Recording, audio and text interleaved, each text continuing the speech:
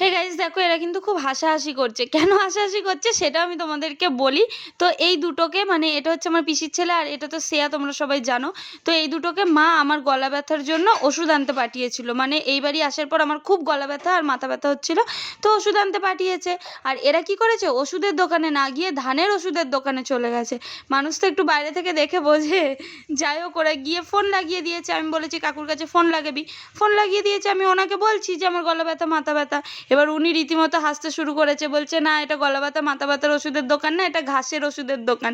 তো সেই নিয়ে একটু হাসাহাসি হলো। তারপরে ওরা ফাইনালি ওষুধ নিয়ে বাড়ি এসেছে।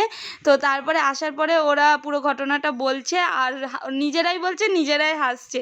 আর আমি তো আগেই বুঝতে পেরেছি, কারণ কি আমি ওনার সাথে কথা বলেছি ফোনে।